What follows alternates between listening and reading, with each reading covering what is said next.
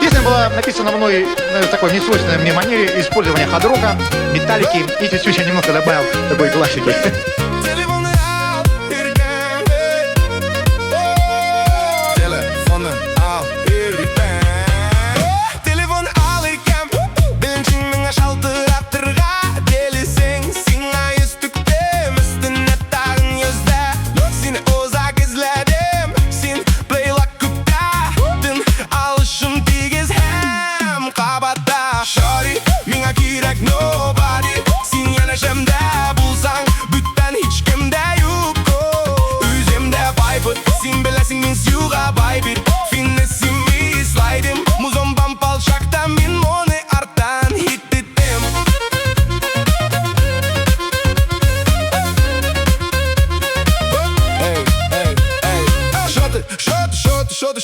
Sing benim sonra da tik belmemsin kem son champagne poppin Perignon bottle Minde ключlar tik belmem note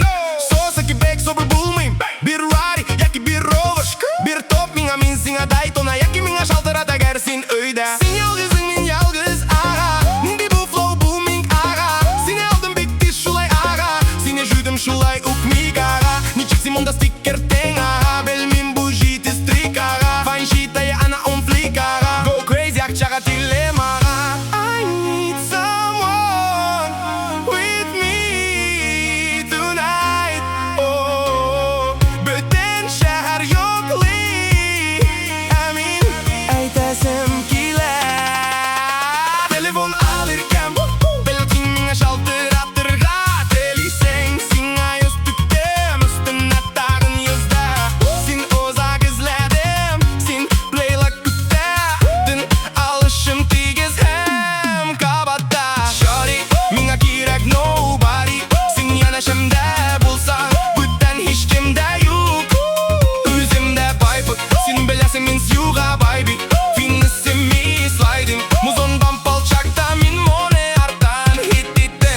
Замока бучи Берни ту гел просто аго чучи Алардан барын алу это type shit Карманда бишлям бері пачка күрине Шылбырлар тышымда bu айты чоукол Бүтін суғылар crazy алар шунды локо Мистер Дөнне күлем қазір бізне local Fuck fame get money shine in logo Шутыры түбәдә шутыра өйдә Күрәсең мин зафине сол сине sorry Tupac baby бар күзлер миңа кари Оппы свайп ителгән бұт story Шлюхалар алданды, алар алданды Бу акчаға секерәм селәу тен кебек Әгәр сен китәргә хәл итсәң Ичмасам миңа шалтыра да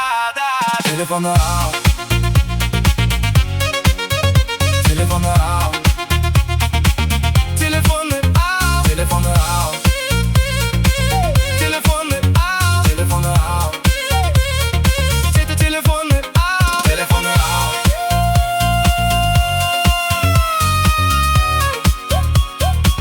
Телефоны ал Telefonu al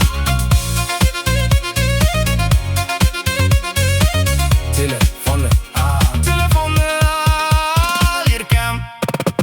Телефоны ал